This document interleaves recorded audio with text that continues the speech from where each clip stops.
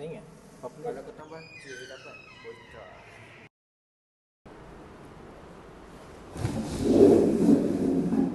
Good morning. You all may sit down. Okay, good morning everyone. Thank you for having us here today for our general meeting. So the purpose of our meeting is to help improve our internal control. As you may know, this is our head auditor, Mr. Khalif, and his assistant, Mr. Kamil from the Dedicated Audit Associate. Mr. Khalif and Mr. Kamil, this is our Vice President, Mr. Adaha, and Head of Finance, Mr. Hairi. It's a pleasure to know you. Thank you very much, Mr. Yuri. We're very happy to be here.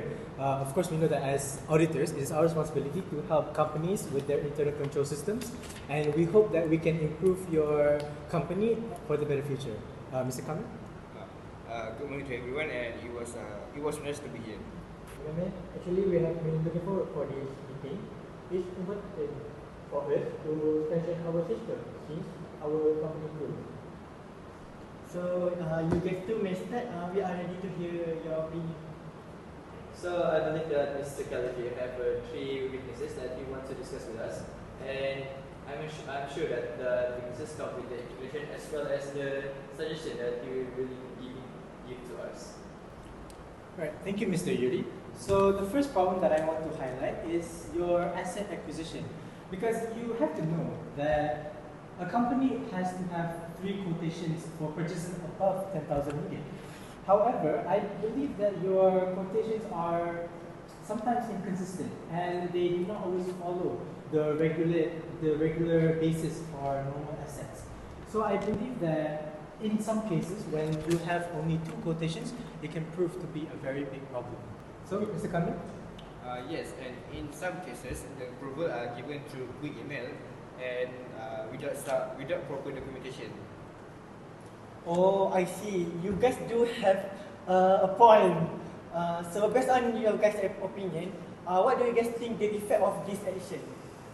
Mr. Kamil, can I start? So let's see. Based on your question, the lack of documentation and formal approval increases the risk of unauthorized purchase, and sometimes it can lead to overspending in the company. Because you have to understand that when you document an asset, it requires specific and detailed, accurate inputs into the system.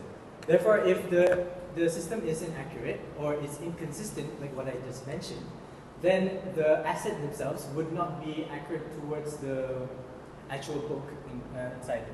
So therefore, it also weakens the audit traits because, as you know, audit needs accuracy, it needs timeliness and such, the objectives of it.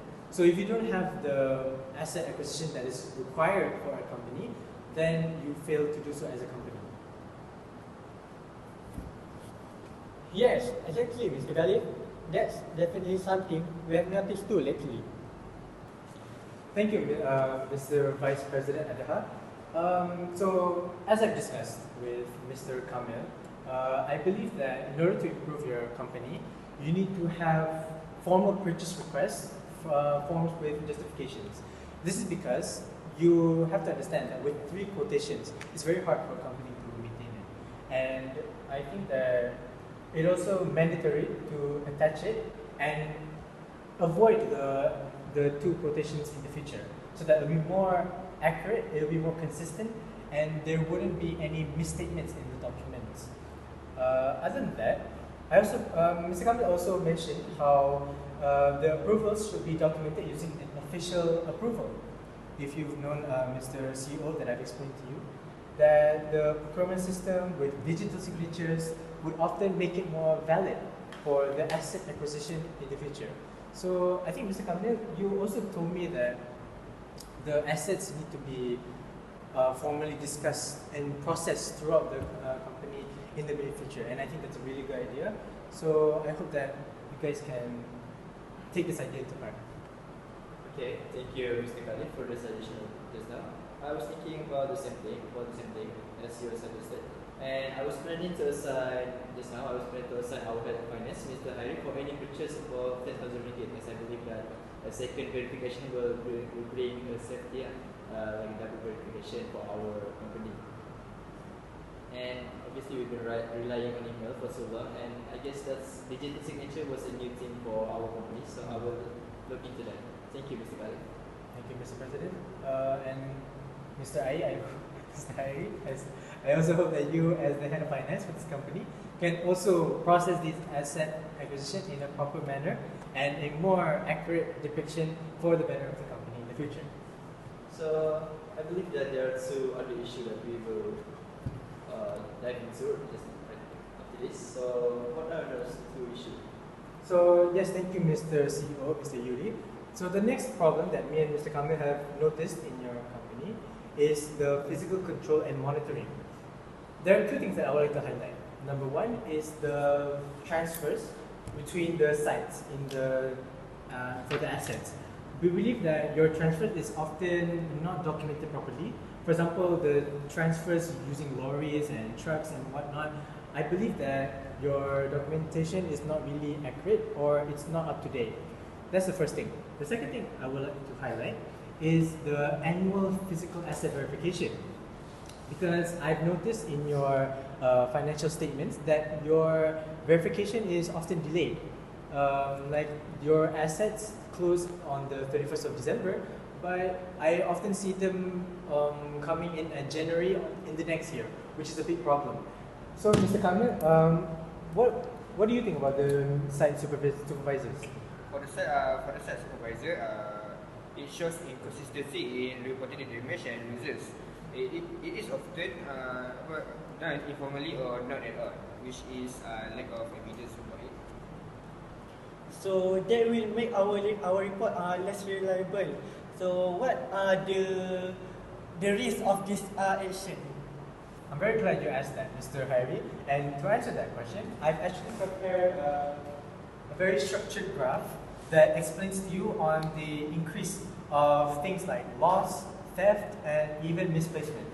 Here, Mr. CEO, you can see. So as you can see, the graph skyrockets to the increasing, and that is because of the misplacements of your assets. So things like the asset verification, the transfers of sites are all because of the cause of this. So that's why me and Mr. Kamil are here to avoid that, right? We want to decrease it and we want to make it go down. Yes, I agree with you, Mr. Khalif.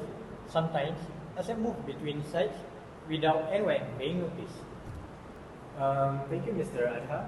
So, as Mr. Kamil and I have discussed, we believe that the most suggestible, the most accurate conclusion towards this is by implementing an asset transfer form that needs to be signed by both receiving and transferring parties. For example, if you guys, the company, want to transfer to a supplier, you need to have both the signatures from the company and the supplier themselves, so that the transfer can be verifiable and it will be valid for the transfer themselves. The next thing that I would like to proceed with you both is to dedicate staff and perform annual physical counts for each asset that you have. For example, if you guys have 200 amounts of cars, you need to have 200 exactly by physical count. You cannot just rely on systems or computer in order to make it because it is sometimes not accurate. Other than that, you just need to be more consistent with your asset, with your physical count, and make sure that you don't lose your assets when you are transferring them to other sites. So, Mr. Yuri, do you have anything comments? I'd just like to inform Mr. Adha to make sure that schedule our meeting with our staff, because I believe that Mr. Khalif's suggestion was a very good one, and I would like to proceed the suggestion immediately. So please make the meeting with the other staff in the warehouse tomorrow, if possible, in the afternoon. And we will put that into our next improvement plan.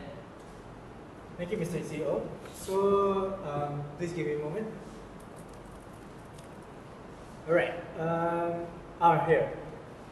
Finally, our third and final recommendation towards you is regarding your IT environment. Mr.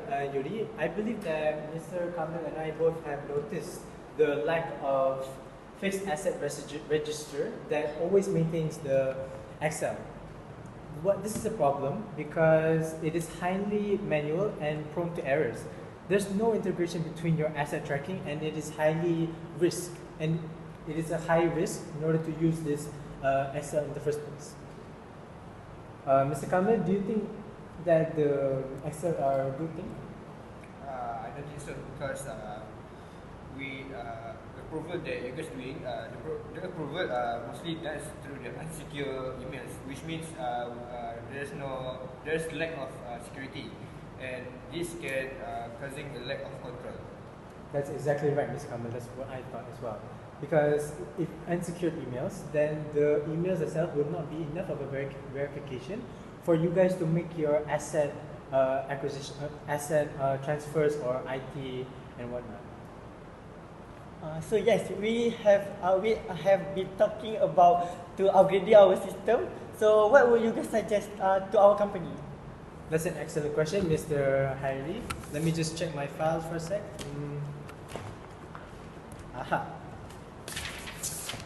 So as you can see, based on this, we would recommend investing in dedicated fixed asset management system. This is because IT environment is a very hard thing to do nowadays.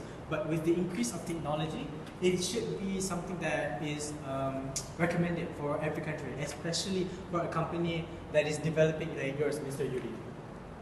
Other than that, it would also need to include features like automated tagging, approval workflows, and integration with accounting modules that would improve the consistency of accounting and reduce the risk. Other than that, as a company that is developing and very highly valuable such as yours, Mr. Yuri, it is important to improve your IT environment so that you'll be more faster and more safer in order to implement your activities. So, Mr. Daha, about the budget planning, what is your opinion? I think that we can include that for the next year budget planning. So we have a sufficient amount of fund to include the system in the next year budget planning. I think so. Alright. Thank you to everyone. I believe that Mr. Kamil and I have already explained the three main weaknesses in your areas of internal control system. The first being asset acquisition. The second is the physical control and monitoring. And third and most importantly is the IT environment. I believe that with these three areas, this can improve your company and help process your assets and your accounting more efficiently. Last but not least, to end our meeting, I would like to say that it is a great opportunity. It has been a great pleasure of mine and Mr. Kamil to have this opportunity and review your internal controls. And while there are many areas to improve, I believe that if you and if Mr. CEO feels right to it, you can always refer to me and Mr. Kamil for any consultancy within the company. Other than that, is that the good news is that there are issues with our fixable. There are issues with fixable and correct actions. So whatever the actions may come and whatever the areas that you may encounter, hopefully with the help of auditors like me and Mr. Kamil, we can always find a way to improve and neglect that problem in the near future. Mr. Kamil, do you have any comments to say? I would like to say we are ready to support you along the way, and we are ready for we will help you with any change that you guys need. So thank you for both of you for you guys' opinion. This meeting has been a productive session. Yes, we are really grateful to both of you because help for our company. Your recommendations are great and helpful with what we have been thinking to improve for our company. Okay. As President, I would like to thank you guys for your time in this meeting. We will discuss the action of your suggestion in our internal strategy meeting. So we will hoping to work together to strengthen the right furthermore. Okay, thank you, Mr. CEO. Thank you, everyone. Looking forward to your progress and your company, and I hope we can meet again. Okay. Thank you. Yeah.